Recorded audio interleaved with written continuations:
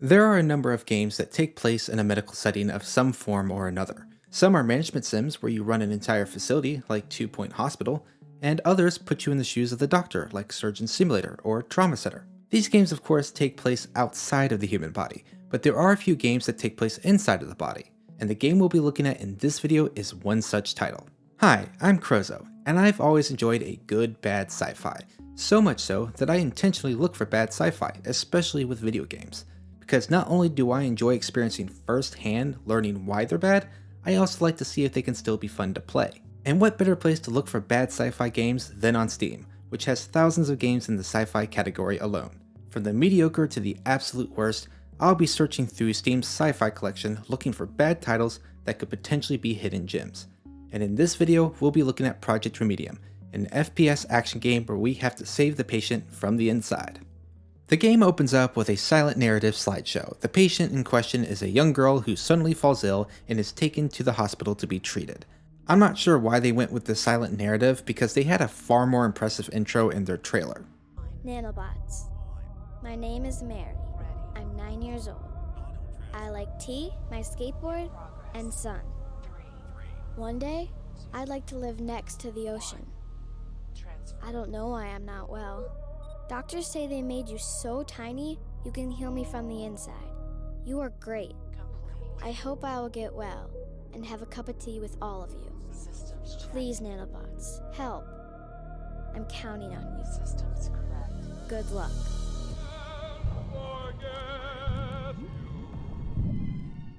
Compared to that one, the intro they did end up using felt a little cartoonish, especially this one scene where they just submerged a patient in a tank with no breathing mask.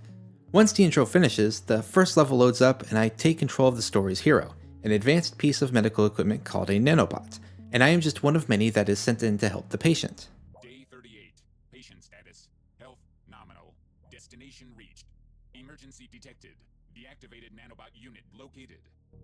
Yep, this game has voice acting, and quite a lot of it too. It's not terrible voice acting, but I wouldn't say it's great either. But I try not to judge an indie game too hard for its voice acting as long as I can understand what is actually being said.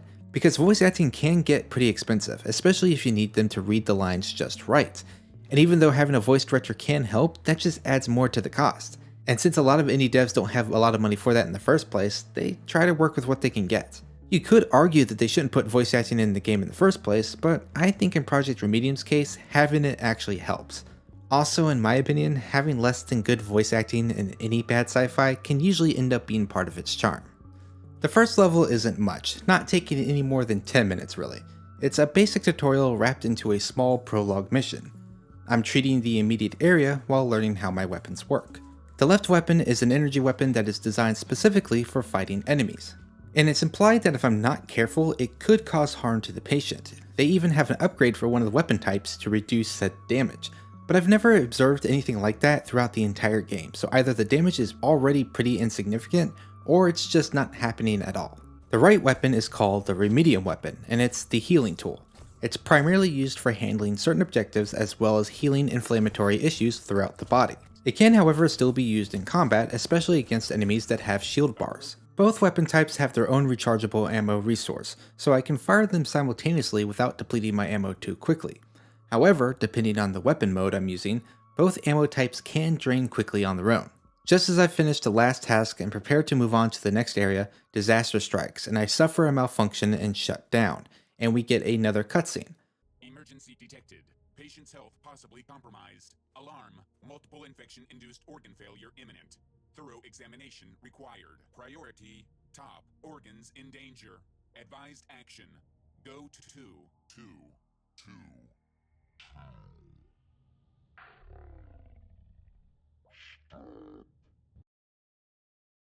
Hey, finally, you're alive again. You probably wondered what's happened. Here's the story. It's been a while since you were last active, and meanwhile, quite a lot of bad things happened.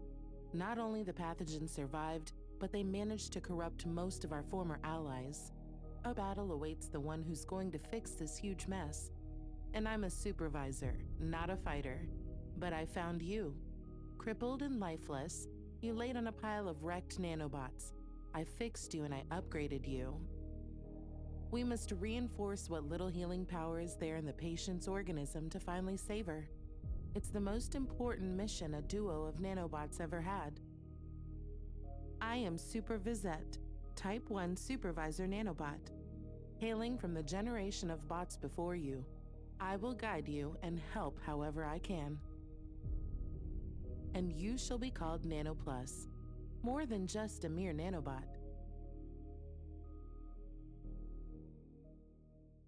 I'm just going to call her Viz for short, simply because trying to say her full name in a sentence was really hard for me. And as you probably noticed, she doesn't sound like an emotionless robot and actually has a bit of personality behind her voice. And she won't be the only one. In addition to the main character malfunctioning, another event has occurred. Later referred to as the Revelation Waves, it has affected all of the other nanobots and it has given them all personalities. Wow. Oh my. Some foreman I am, sleeping on duty, getting scared. All right, crew, continue the extraction, which may be hard without him. The main character is the only exception here, likely because of his malfunction, and he simply loses his voice entirely, which is kind of a bummer. I feel like he would have like the overly confident hero kind of voice or something, or just like the very excitable novice hero just getting ready to save the world or something like that. I don't know. I feel like that if he was to have a personality, it would probably be that, just simply because of how the game plays out. Now you're probably wondering what exactly is the patient's illness, especially when you consider how long the treatment has been going on for. At the beginning of the level, the main character makes a log stating that it's already been 38 days so far, and I'm assuming it's 38 days since the main character specifically started working, not the overall treatment time. And after the glitch, the main character has been offline for some indeterminate amount of time. This kid has probably been in the hospital for 60 plus days now. On top of that, Viz states that she was part of an earlier batch of nanobots before me, meaning at least 2 batches of nanobots were needed so far to help treat this patient. So you'd think that she has something super serious, like cancer or something. But she doesn't, and while the story doesn't fully elaborate on her diagnosis, they do refer to it as the Great Infection. Infections can in fact last for months, but when they do, the patients are usually being carefully monitored by doctors to make sure the condition doesn't get any worse or introduce any new complications. Now this is just based off of some light reading I've done on various concepts like this while playing the game. I'm by no means a medical expert, and there's probably more to it than that. But if what I've stated is accurate, it does bring up an important question to consider. Where exactly are the doctors in all of this? Because given how advanced these nanobots are, you'd think they'd have the technology to match on the outside to help monitor the situation. And be like, oh, shoot, the bots are glitching out. Like at what point would they realize that they might need to send more nanobots, or medications for the existing nanobots to use, or maybe even just that this treatment wasn't working at all? I realize that this is an entirely fictional premise and I'm probably nitpicking on certain details for no reason, but I do think that there should still be some level of logic that exists within the story. Now that I've entered the first level, I now have access to all the menus and features that I will need to use throughout the game. So let's take a look at them. First, we have this little indicator right here. This is the organ's health. It slowly goes down on its own over time, and as mentioned earlier, it should also go down due to stray gunfire. As the organ's health gets worse, the main character will suffer debuffs like reduced movement speed. There are 2 ways to make it go up. One way, after obtaining a certain character upgrade, is by simply completing tasks. This will boost it up a couple of points. The other way is by finding inflamed sites and healing them with the Remedium gun. The only problem with this method though is that each site is different for each level, and the game doesn't really tell you about them or show you what they look like in order to find them. In the first level it was pretty easy to spot them, but I never figured out what the sites were in all the other levels. Next up is the character upgrade menu. As I progress through the game, I'll gain experience and level up, and each level up will give me a skill point that I can put into these skills. Now these are not 24 individual skills that I can unlock at will. These are actually grouped into 8 different skill paths. The first skill costs 1 point, the second 3 points, and the third 5 points. Which means that to unlock every skill, I would need to reach level 73. Which is not totally impossible because when I beat the game I was around level 52, but it's definitely something you'd have to spend an hour or 2 farming enemies to achieve. And this is all you get for leveling up. There's no base stat boost like health or attack damage or anything like that that comes with a level up. You're leveling up solely to get the points for these skills. We also have a weapon upgrade screen. Both weapons have 3 different weapon modes that I can unlock and each mode has 1 upgrade. In order to unlock them, you need to fully pay the microchip requirement. And these chips are surprisingly hard to come by because only certain enemies really drop them. Next is my crafting screen, cleverly called Little Pharma. As I progress through the game, I'll find different types of molecules that can be combined to make different usable items, such as ammo restock or health recovery.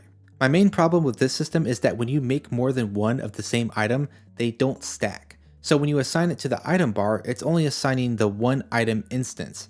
Once you use it, you have to go back into the menu and assign the next one onto the bar as well.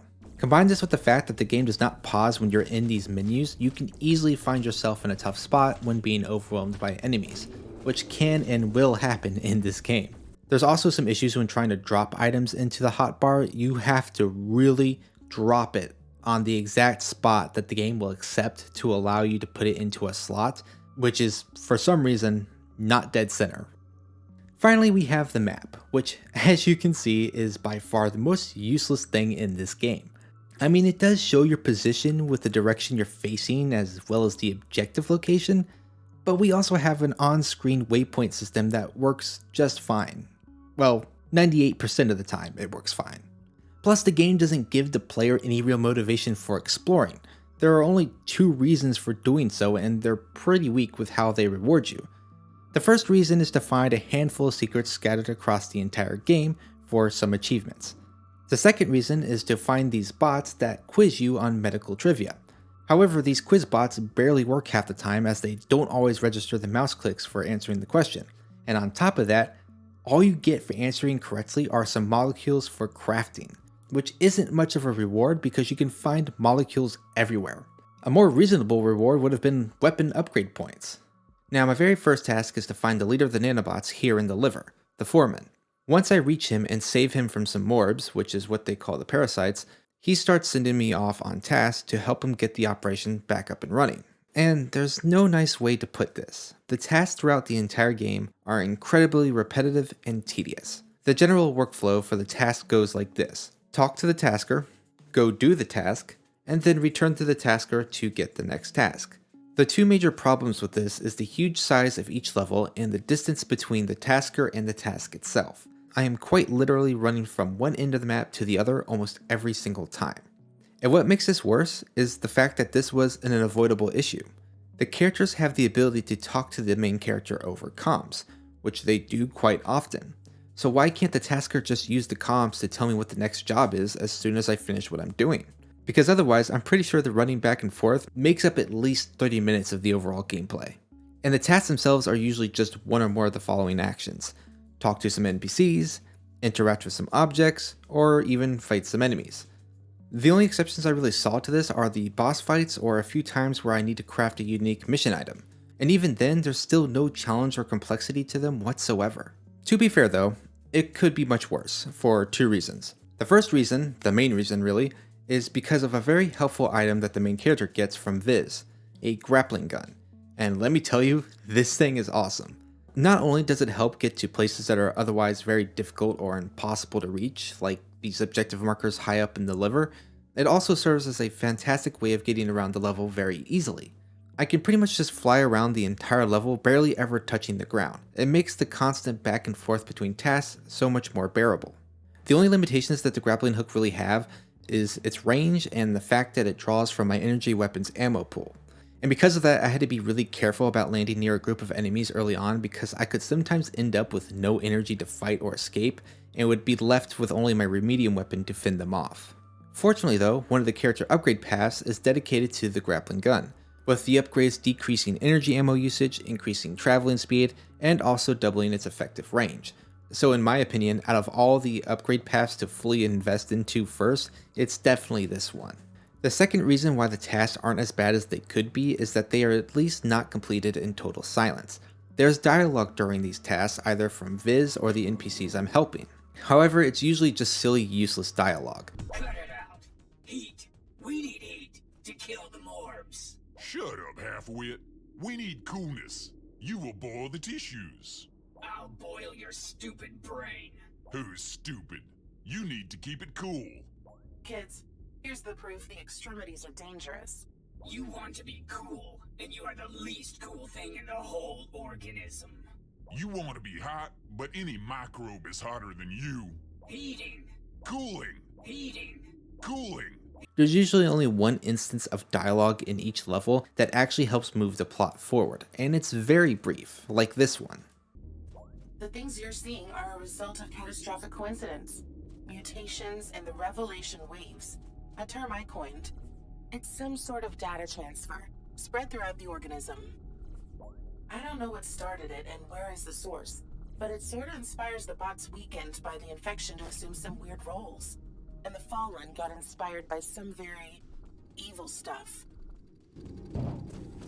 I understand for the sake of plot development, Viz is likely not going to fully understand the nature or intent of these revelation waves immediately, but I feel like there could have been a little bit more information provided for the player to start speculating and at least maintain some level of curiosity in the story.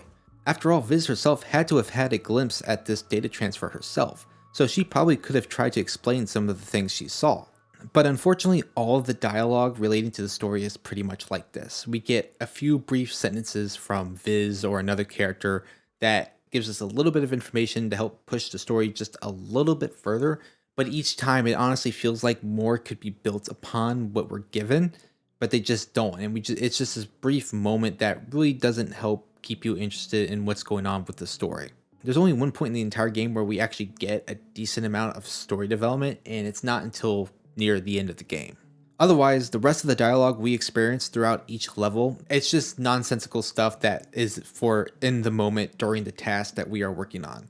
And even though it doesn't actually help contribute to the overall story for the game, it at least makes the game a little less boring.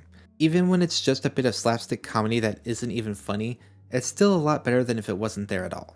Eventually I reach the end of this level and the liver's recovery is almost complete. There's just 2 tasks left to complete.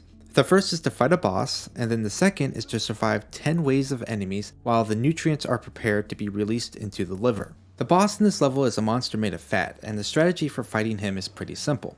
I just need to deal enough damage to make him disappear for a bit, and when he does, one of the pillars of fat will start glowing, indicating that it is now vulnerable to damage. And I have to deal as much damage as possible to the pillar before he comes back.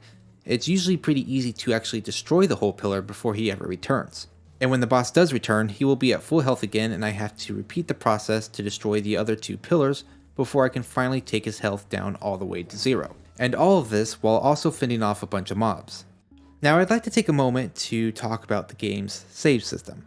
I know it sounds like a sudden shift, don't worry, you did not just have a stroke right now, but trust me, this is relevant. Basically, the way saving works is that it is completely automatic. It saves every time I complete a task. So there's no way to go back to earlier moments in the game, like say for example, the beginning of the level. The reason I'm explaining all of this now is because while playing the second to last level of the game, I did not realize I was not recording until halfway through, and because of the save system, I had to replay the whole game just to capture some things that didn't get recorded. But fortunately, this also allowed me to capture things that did not happen during my first playthrough. Specifically, some bugs with some of the bosses. Now with the liver boss, it wasn't anything game breaking, but it was certainly odd. I just looked away for a moment to collect some ammo, and when I turned back around, he was suddenly stuck up there. I don't know how that happened. It wasn't like in the middle of his disappearing phase, so I could still damage him, but he was just stuck up there for a bit. But once the boss is taken care of, I move on to the final area to fight the waves of enemies.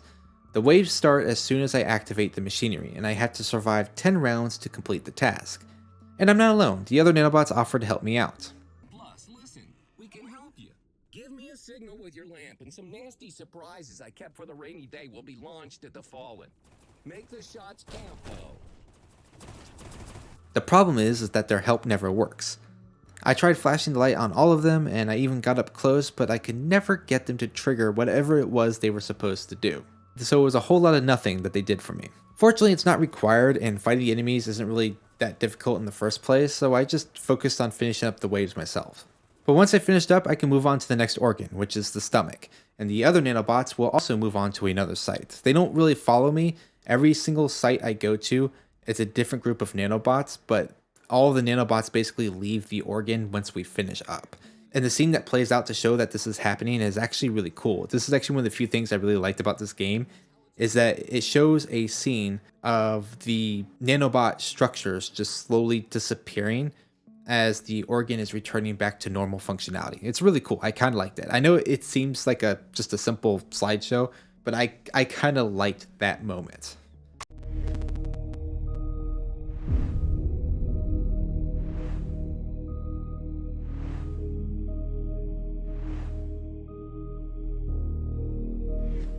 The nanobots in the stomach are pretty much in the same situation as those in the liver. They haven't completely lost themselves, but they are struggling. You are the one who repaired the liver. Hello, I am the engineer. I manage the Buttonville and try to keep those bots here safe. I am well aware of the fact we should not be here. Unlike the liver, the stomach is a bit more bare, or it just feels a little bit more empty than normal. While the level may not look very big at first glance, especially compared to the liver, it actually spans not only above the stomach acid, but within it as well. And don't worry, the grappling hook is fortunately still usable even while swimming. However, the level environment overall does feel a tad more restrictive with the grappling hook compared to other levels, because I could hook onto everything except the walls. Outside of the level design, there's nothing really different about this level, but I do come across my first set of bugs in this game here. The first one, and I'm actually not entirely sure it is a bug or maybe just a flawed design choice on the developer's part, but NPCs who will have different positions across the level will have every instance of themselves visible 100% of the time. By itself, it's not really a problem. The story NPCs are for the most part not interactable until you get to the point in the story where they're supposed to be. It might throw you off a bit once you eventually notice it, but I'd imagine that the most it would do is consume a tad bit more resources than normal. Now, what is definitely bugged is the waypoint tracking in one of the tasks in this level. Remember when I said that waypoints work 98% of the time? Well, here's part of that 2%.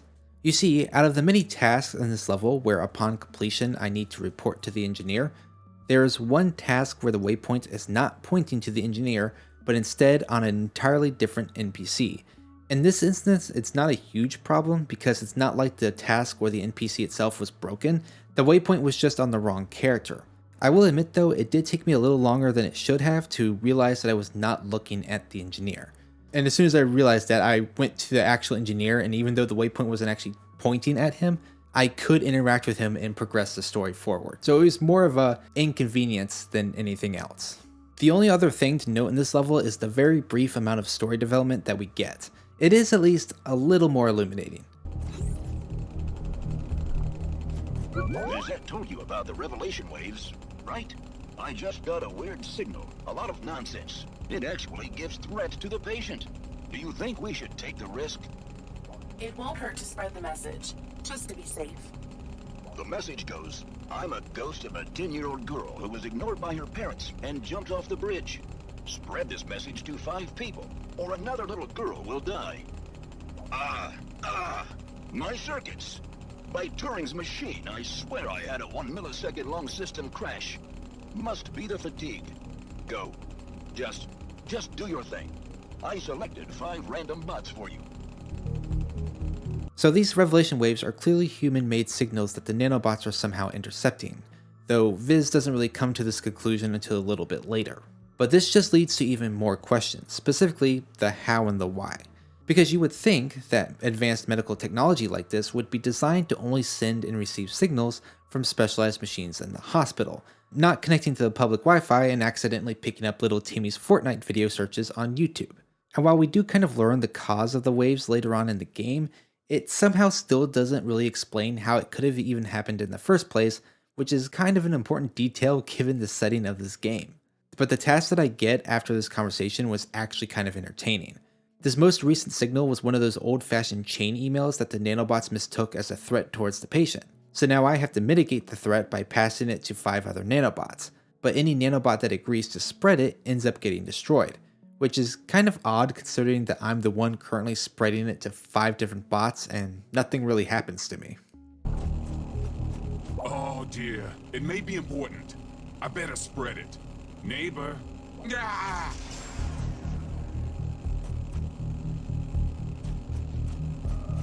It would appear the message tries to kill anyone attempting to spread it, and spares those who refuse. Ignoring it would be wise. You know, I've been doing some research and I believe the revelation waves have an external source. Humans broadcast them, but half of it is gibberish. Sense? but this data makes none. But that's really the only other significant thing that happens in this level. It eventually comes time to deal with the boss, but it's a pretty basic boss fight. Just keep shooting at the weak points and it eventually goes down. There were no phases or anything like that, so it felt like kind of a downgrade compared to the first boss, so it was pretty disappointing. But fortunately, this boss fight for both playthroughs was pretty much the same, and no weird bugs occurred. Once the boss is dealt with, the last thing I need to do is free the leader of Ulcerville, and then activate some medicine that will finish cleaning up the stomach.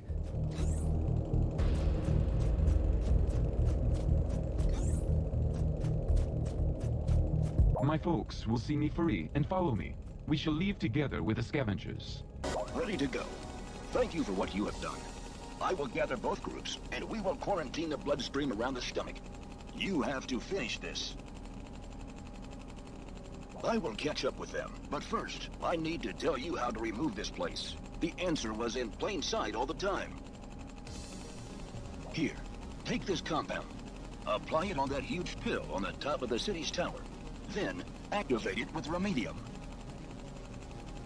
There is one catch, though. Once you do this, you have to run. Fast.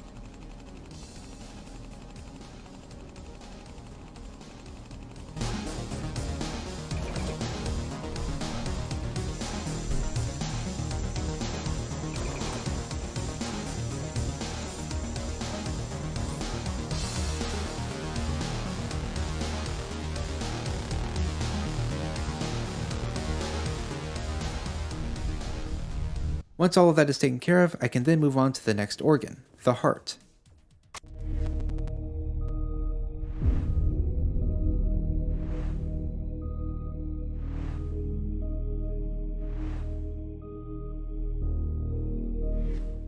It's this level where we begin to see that some nanobot groups have been significantly more affected by the revelation waves than others.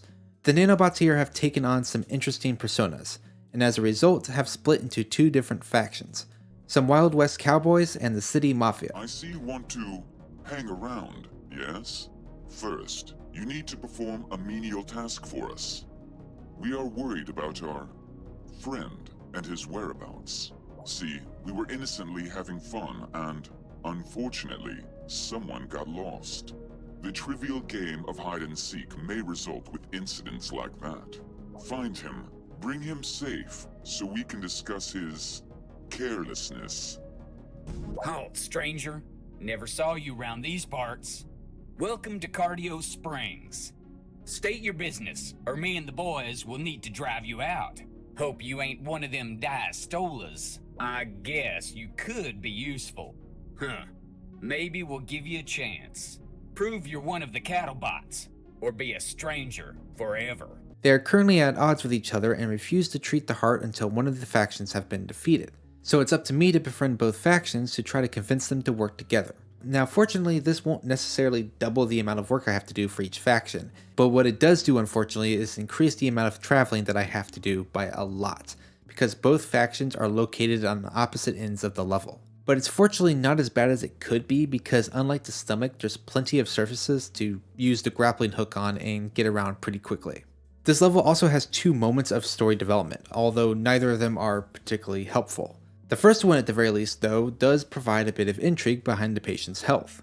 Just like the something that flew through the organism, spreading the disease, you can now run through the heart and unspread the ill growths. Yeah, that. That's the story the Lost are repeating. Some nasty infested thing allegedly traveled across the organism and spread the microbes that started the whole great infection.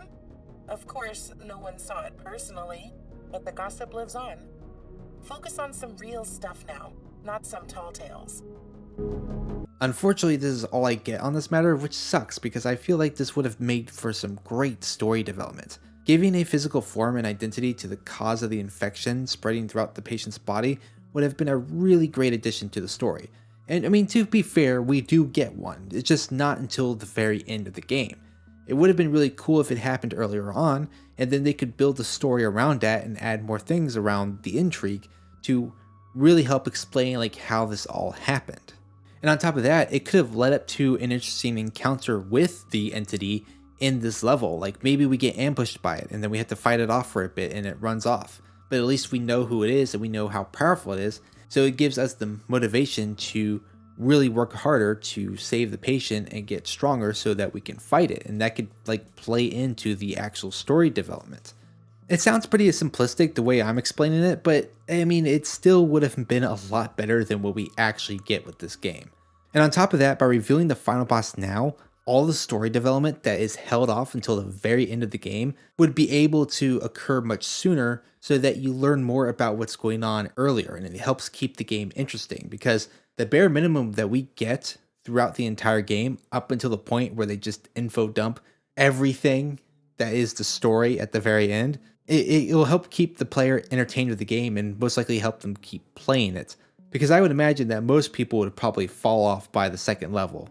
Maybe this level if they were generous. The other story point is about the revelation waves.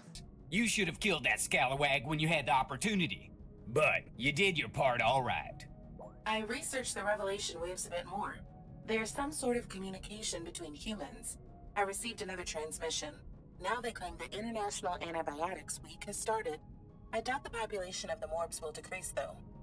But it just ends there with that single statement. This could have led Viz to start asking certain questions that could also spark the player's intrigue. Because even though the contents of the recent waves have so far been very benign, the fact of the matter is that they are still happening. They are still potentially affecting other nanobots. And the big question here that still hasn't been answered is how are they affecting the nanobots? Something caused this to happen, but the characters don't make any attempt to try to figure out what that thing is. And if you're wondering why the main character doesn't say anything at all, well, for whatever reason, it seems like he can't. We know he could talk in the beginning of the game, but ever since the malfunction, he's been silent, and the game doesn't explain why or even so much as acknowledge it. And aside from Viz, he's the only other bot at the moment that I feel would have the wherewithal to ask these questions. In fact, I'd say that because he still remains to be the most objective-minded bot in this game, he would see the revelation waves as a problem that needs to be solved and would probably press Viz further to look into it. So the fact that he is kept as a mute nanobot for the entirety of the game is incredibly frustrating. The only other interesting thing in this level is, of course, the boss fight. And this particular boss fight comes with an interesting twist. You again? You know, I did some thinking, Slummy. I don't like you. You just watch yourself. Well, let's play his game. Provoke him and take him out. We don't need no headstrong goon standing in our way. We're saving the patient here. Instead of fighting another biological threat, I'll be fighting against one of my own. Between the two faction leaders, only the Wild West cosplayer still has a problem with me despite all of the help I provided, leaving me with no other option but to duel him. You still here? I've seen through your skin game, you yak. You're in cahoots with that meddling wench Supervisette. Get! Ignore this. Proceed. That's it. I've had it with you. Do you feel lucky? You want to replace me? Draw the iron. Let's settle this with a good old showdown. The duel starts off with a limitation imposed on both duelists. We're both only allowed to use the basic firing modes for our weapons. But as soon as the boss realizes that he's losing, he decides to cheat and brings his lackeys into the fight as well, thus allowing me to now use whatever means necessary to defeat him as well.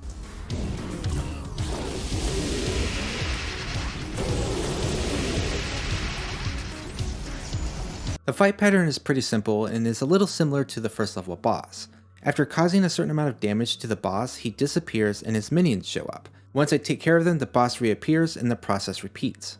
Now during the first playthrough, the fight went on with no issues, but during the second playthrough, the game would crash when he switches back in with his lackeys. This was reproducible 90% of the time during the second playthrough. I'm not exactly sure what was causing it, but I suspect I might have been doing too much damage to him before his disappearing phase. And the reason I think that is because during my second playthrough, I had a better idea of which firing modes I liked and which skills to focus on first.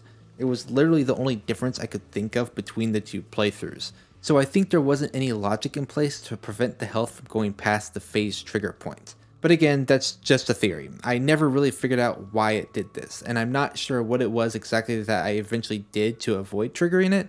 I may have just gotten really lucky. But with the boss out of the way, all that's left to do is to fix the heart's rhythm and convince the two factions to put their differences aside and finish up things here. And neither of these tasks are special in any way, of course, just fetching some items and talking to other nanobots. I don't actually get to do anything cool or interactive. You have found the adrenaline? Splendid! Come on over. Show me the samples. Yes, that's it. Should be enough to kick this unstable muscle bag and remind it how to work. Now, as for the rhythm, I have established 6 excellent rhythm patterns, 57 quite good rhythm patterns, and 629 acceptable ones. I suppose there is no point in resorting to half measures. I shall now randomly select one of the 6 excellent patterns. Selecting Done. Attached to the bot to remove the lock, while my colleague here provides the formula. I will administer adrenaline. Wow, so this is rhythm. Thank you. Now I can supervise it properly. Good job. Thank you, guys. You'll soon be ready to proceed to the kidneys, Nano Plus. But first, we need to settle the thing in here. Cistellaris and Diastola need to unite and quarantine the heart, or everything we've achieved will soon become irrelevant. And the only thing that's irrelevant is their silly little squabble. Go and ask both groups to come at the bridge. Make each group think you are with their faction. This should be fun.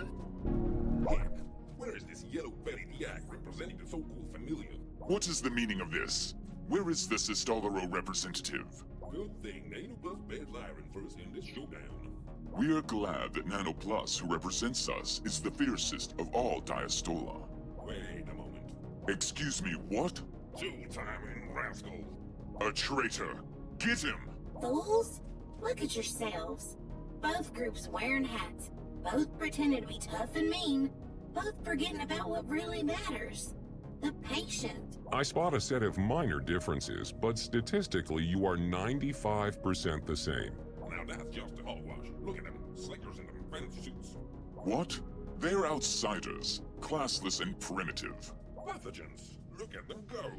Look out! Never thought I'd welcome warps with joy, but look, it happened now. Destroy them. Lead by example. Perhaps you are right. We should unite against the Morbs, not to bicker and squabble. Well, yeah, I guess it's a good idea. But I ain't sure I want to fight alongside them fancy Diastolas. And vice versa.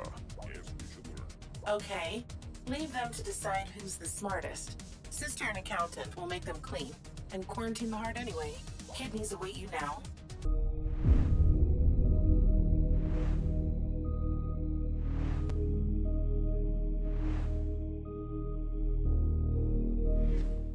Now, story-wise, the kidneys are in a very bad state, with one of them on the brink of failure. I mentioned the adrenaline shortage. Now my scopes lost track of any adrenaline whatsoever after we restarted the heart. I'd give my left kidney if I had one to find this problem's cause. You'll need the help of a pro dedicated to fixing problems in the organism. The extant I'm talking about is usually bruised and dented because of his struggles, but at least he's trying, unlike some of those lazy slobs, thinking they're astronauts or knights because of the revelation waves. The bot's name is 8713. That poor son of a bot uses part of his serial number, as he is too modest and too dedicated to his work to get a real name. Last time I noticed, he was doing some maintenance of the auxiliary filter system installed in the kidneys. This answers your, what in the pastor's name are those freaking pipes question. You're welcome. However, the way the game portrays this is a bit contradictory, because while one of the kidneys is fully occupied by enemies, the tracker paints a slightly different story. As for the nanobots, just like in the heart, there are two factions, called the Knights and the Free. The Free are literally just a bunch of adrenaline junkies focused on trying to get their next fix. You know what we need to be true rebels? Really cool hairstyles. I got an idea the other day, but it's a bit too complicated for me to perform. See, in the other kidney, there's a nice pack of weird free gobblers that secrete a fluorescent bacteria-filled goo.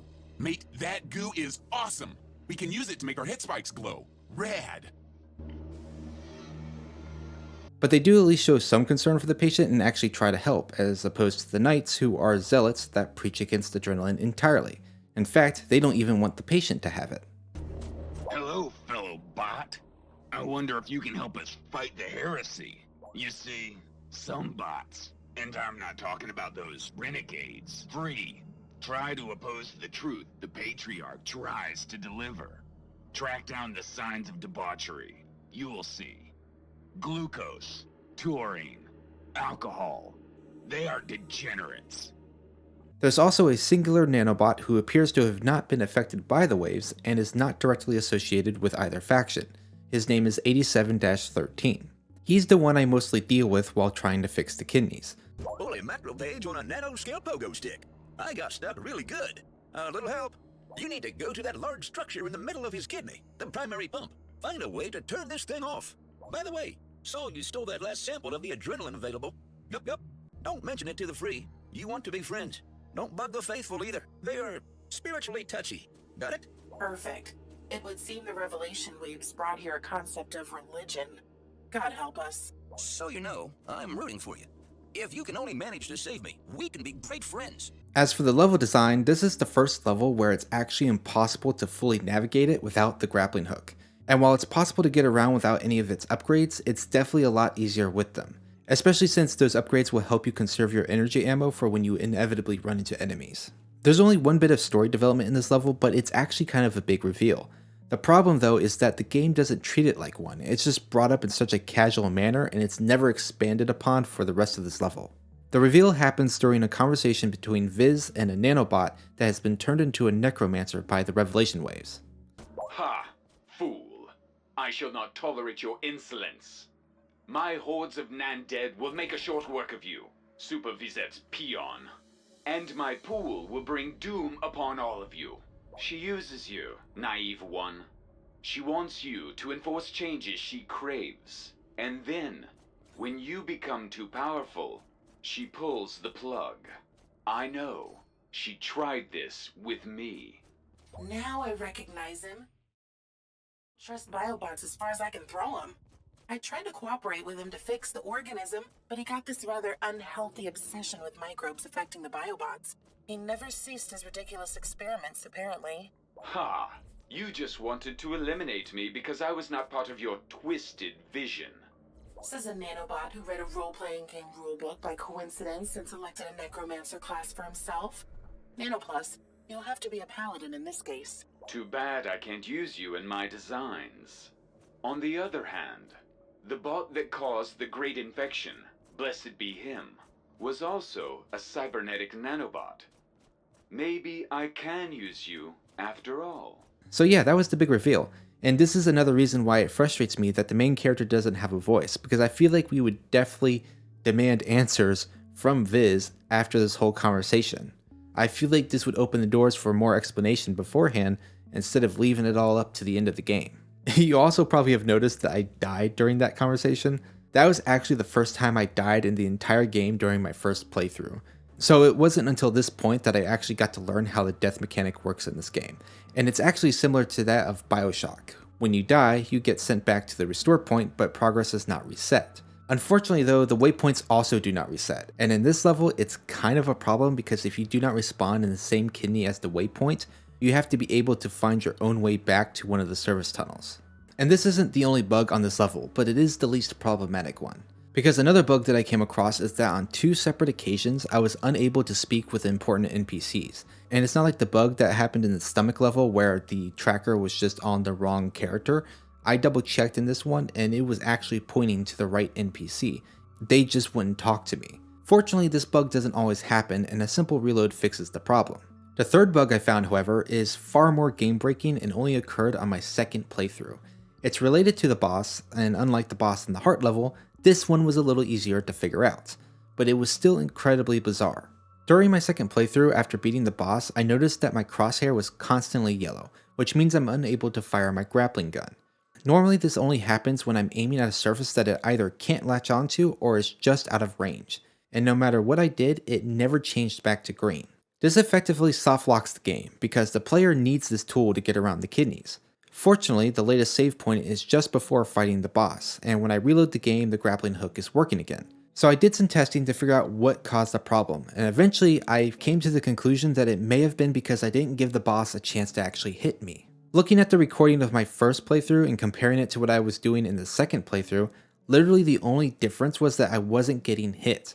The reason I was able to avoid being hit so much during the second playthrough was because I was using the energy weapon's fully upgraded scatter mode and the Remedium weapon's fully upgraded chain mode, effectively keeping it pushed back away from me. And since the boss appeared to be melee only, this combination pretty much protected me from getting hit. I also noticed that the mob enemies in the boss fight were also broken because it appeared that I couldn't damage them at all at first. So I just let the boss hit me a few times in the second playthrough just to see if it would work, and sure enough, not only did the mob enemies start taking damage like they were supposed to, my grappling hook was also fully functional after the fight. So yeah, it was an incredibly bizarre bug.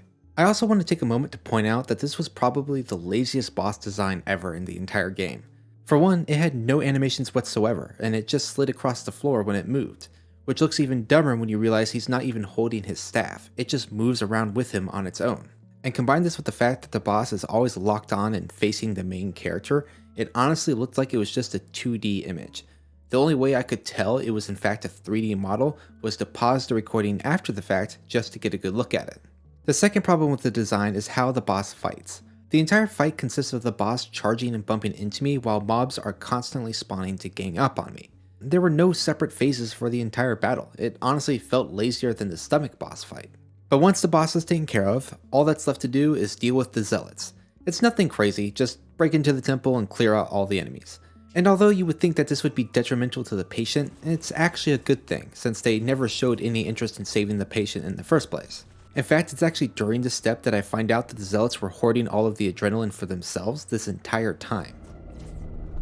The hypocrite stealing adrenaline while spreading the teachings about its alleged harmfulness, accusing me of twisting someone's perspective? Wow. Just destroy the machinery and release the adrenaline. But once the temple has been cleared, it's time to move on to the next level, the lungs.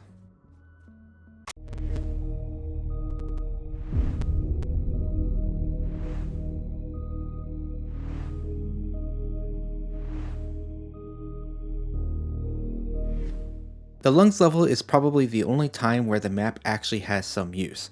It is a massive maze that is very hard to navigate because the waypoints only point to the actual objective. It's not like in some games where the waypoints will guide you to certain points to help navigate through complex paths. And speaking of waypoints, this level also has an issue with putting the waypoint on the wrong NPC. It's a bit more problematic in this level because even though the NPC I actually need to talk to is nearby, I still need to navigate the lungs a bit to find them. The lungs are otherwise a pretty uneventful level. It's actually much shorter than any of the other levels with only a handful of tasks to complete. There's not even a boss to fight here. The nanobots here have a military type personality, and the main leader here is a bot named Huntress, a character whose audio has been broken for almost the entire level. Now when I first meet the Huntress, she refers to me as useless and then tells me to go prove myself. This is another reason where the main character having a voice would have been great, because this is an accusation that I could have immediately refuted. And what makes this even dumber is that when I complete the task and return, she makes the claim that she knew who I was and what my mission was the whole time. It seems that the only reason she makes this accusation towards me is because of my association to Viz, which still doesn't make a lot of sense because without Viz, I wouldn't have made it this far in the first place. Plus, if she knew who I was the whole time, then she would definitely know that I've been doing my job a whole lot better than she has with hers, because I've fixed 4 organs so far and she's still stuck in this one. The Huntress then explains the situation with the lungs, but Viz's interjection in the conversation just leaves me with more questions than answers.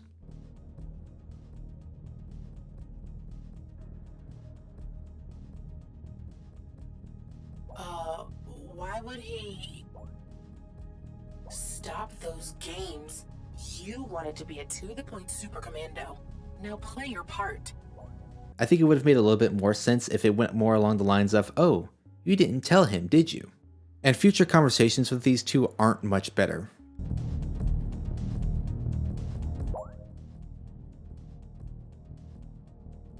Here she goes again with that nonsense. But at least you got promoted. If that's so refreshing and motivating, does Senior Pathogen Contamination Problem Solution Provider sound good? Again, this is a lot of talk for someone who hasn't made any progress whatsoever. And I also don't understand why they made Viz switch to such a childish personality, and there's still no explanation for Huntress's hostility towards Viz. But once all the tasks are completed, I then get to meet up with the other nanobot leaders that I've helped throughout the game. And it's only at this part here when we actually get some real story development.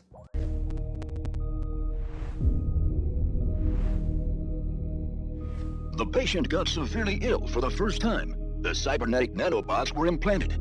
The second generation, we finished the mission. Patient was cured. One bot malfunctioned the very moment he was supposed to be decommissioned. He spread the microbe samples across the organism. His punctured hull weakened the power of radiogram, and they mutated in lieu of dying. The great infection started, and the new biobots failed to fix it. They fall prey to it. The less deranged ones gathered in groups with similar interests, and they created factions. We, the extant, wanted to keep them in line, so we joined the factions, and, in turn, became a slightly more enlightened part of the whole farce. We gathered resources just to ensure we'll survive, until a new plan is made to heal the patient. Many groups try to fix whatever they can. Miners tried to re-extract the nutrients. Scavengers wanted to remove foreign bodies, and so on. Majority of the biobots, however, gets bad, like in EvoBad. The Fallen, inspired by the odd transmissions, try to kill the host because of some incomprehensible reasons. But let's go back to the very first twist of the story. Vizette? When both types of cybernetic bots were gone, I was the only active nanobot when the infection started. So I tried to stop the malfunctioning nanobot from spreading the plague. I knew I could do something good. That's why I chased him, and when I finally found him, Yes, you claim you tried to save the patient, but something's amiss. Your generation failed to heal the patient. Then the success of the next-gen bots. Wait, what are you insinuating? We were... So at first, based on how it's being explained, it sounds like the bots suspect me of being responsible for the Great Infection. And to be fair, it kinda lines up with what happened to me at the beginning of the game. In the beginning, all I knew was that I suffered an error and then blacked out. Who knows what happened after that? I could have just fallen over like Viz said, or I could have gone crazy and made things worse. And I honestly would have loved this twist if that was the case. But it's not, and this is where it gets a little confusing. Mostly because the writing starts getting even worse. I'm not sure what the Huntress was trying to imply, because for the most part it sounded like she was just trying to bait Viz into admitting something herself. It's really annoying because somehow nothing has been explained still. Even Viz is confused by the writing. She doesn't understand what Huntress is trying to say to her. But once the scene ends, I now have to make my way towards Viz. I also get this really dumb moment where the other nanobots can't follow me, so they quote unquote provide me with some upgrades in order to help me before I set out on my own. The reason it's dumb is because these upgrades aren't actually tangible. I don't receive any noticeable benefit from this. It's literally just making me interact with all of them again one last time just for no reason. As I continue to push forward on my own, an audio recording made by Viz is triggered. This message is pre-recorded. If you get this message, it means your system detected you're on your own. And this probably means I got ambushed in my spot, between the choroid plexus and cerebellum. And I guess that you are probably busy now. But if you could, help me, that would be super cool. That's it. Bot speed. First off, that was the most underdramatic reaction of someone getting attacked. Secondly, once I do get there, there are no signs of her being attacked. There are no enemies I have to fend off, there's no signs of battle, she's not injured. Viz is just chilling out. Nano Plus, thank goodness. Thanks. I owe you an apology. I kind of thought you will, I don't know, feel less motivated when you'd assume the whole Great Infection was your fault. But it wasn't.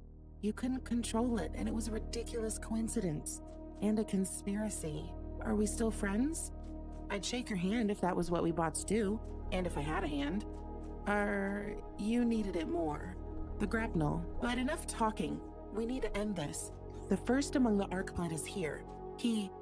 They want to directly plug into the brain and, well, finish their wrongful crusade. The console I built connects to the nervous system. They managed to attach directly to the patient's mind. I think I replicated their method, so we can chase them. Don't expect that we can reason with them, though. It's gonna be a fight. A weird one, that's for sure.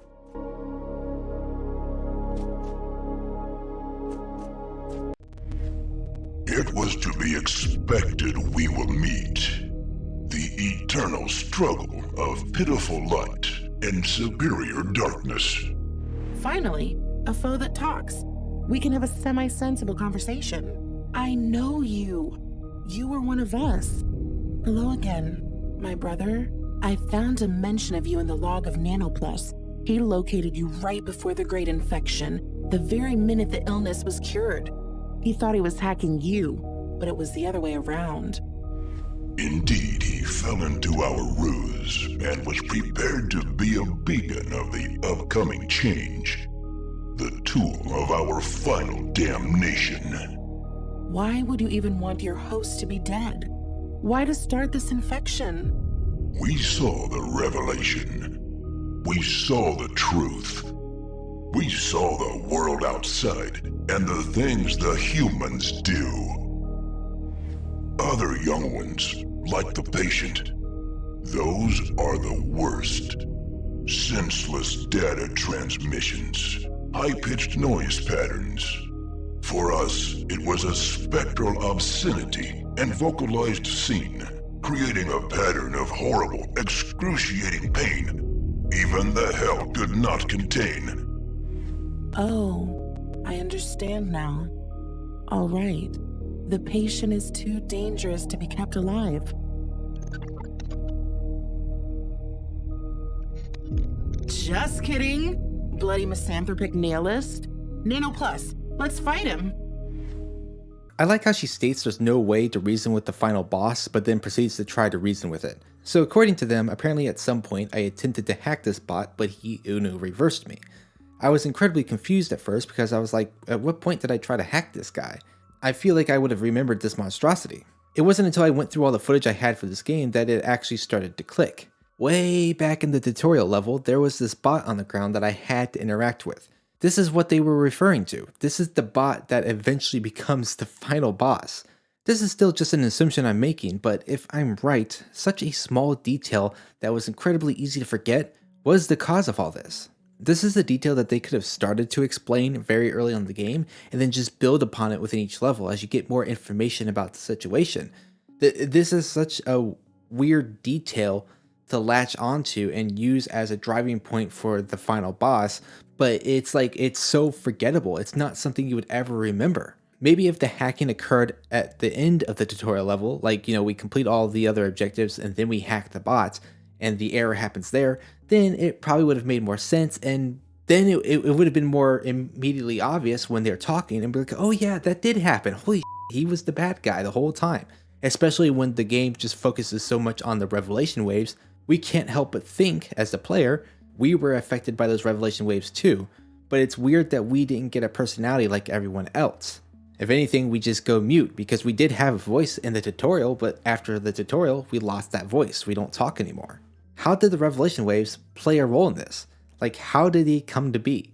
Yes, we know what they are. They're human signals, just regular human signals from the internet, the radio, whatever they could have come from. From what it sounds like, the human signals may have been intercepted by the final boss, and then he just spread it to all the other nanobots for his nefarious plan. And we still just have no idea how that could possibly happen in the first place, because the nanobots really shouldn't have the capability of just picking up human signals like that. But with all that out of the way, the final boss fight begins, and it's nothing special. Just shoot the boss a lot until it's defeated. Come on, Nano Plus. You can take him. You can take all of this. I think this boss was bugged too, but at least in a good way, because for whatever reason, I don't have to bring his health down to 0 to defeat him. But with the boss defeated, there's just one final cutscene.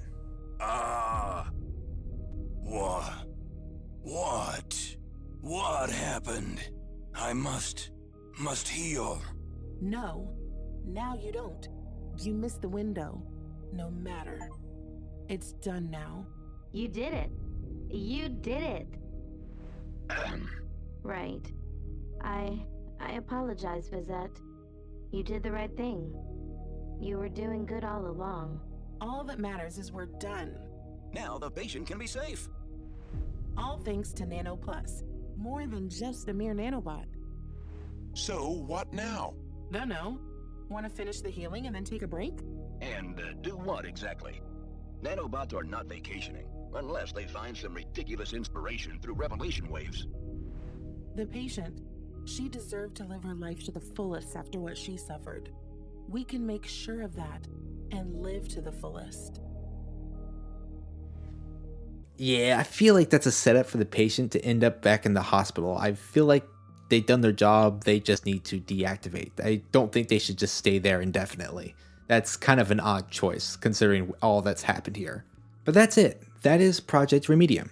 There was definitely a cool and interesting idea behind the game, but it fell flat with the actual execution, and it definitely seemed like its biggest flaw was the writing, and honestly felt like they just took their storyboarding notes and put that into the game. The overarching story narrative was very similar to the individual quest narratives. They were nothing more than brief, almost completely disconnected moments, with the only thing tying them together being a singular plot device. And each moment consisted of short dialogues that provided a brief amount of information and yet still somehow explained almost nothing. The revelation waves, the key plot device here, went almost completely unexplained aside from what they are.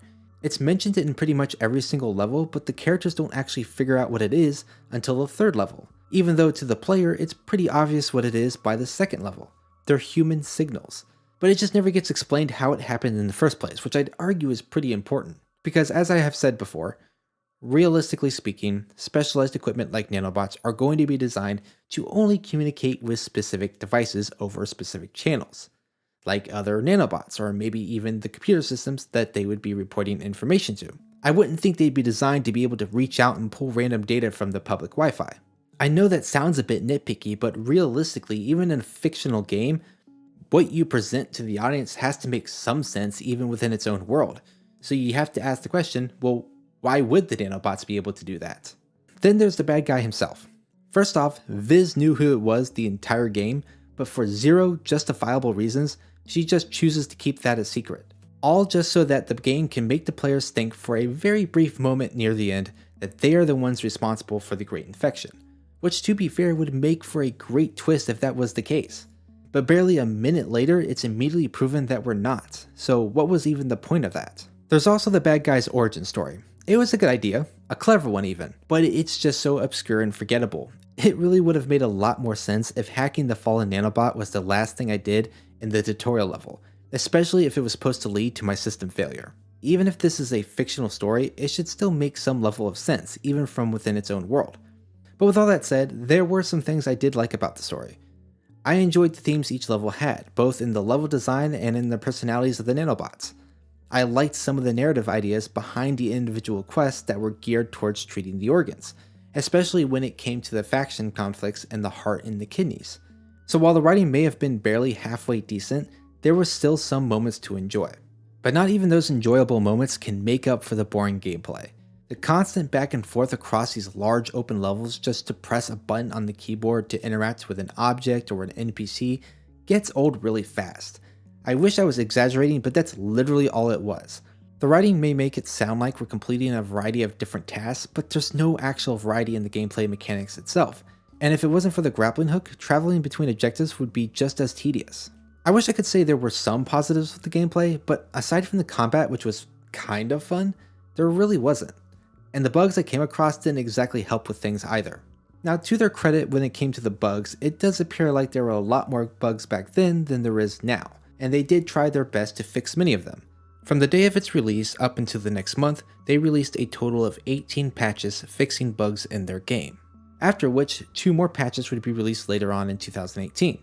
But despite their best efforts, the game still contained a number of bugs, most of which were reproducible and some were even game-breaking. But as you saw, despite these bugs, it's still very possible to play through the entire game, because some of them just required reloading the game to fix them, and even the game-breaking ones I can't say are 100% reproducible because even though they occurred repeatedly, they only did so during my second playthrough. But with all that said, I do think this was a pretty fun game to play. It was actually a pretty decent hidden gem. But is it worth $10? I'd say no. Maybe if it was just $5, I'd say go for it, but honestly, I'd recommend waiting for a Steam sale. But that's all I have to say about Project Remedium. I hope you all enjoyed the video, and if you did, be sure to hit the like button. And if you want to see more, head on over to my channel to check out my other videos. And while you're at it, consider subscribing so you can stay up to date on new videos as they come out. Thanks for watching, and until then, I will see you guys next time.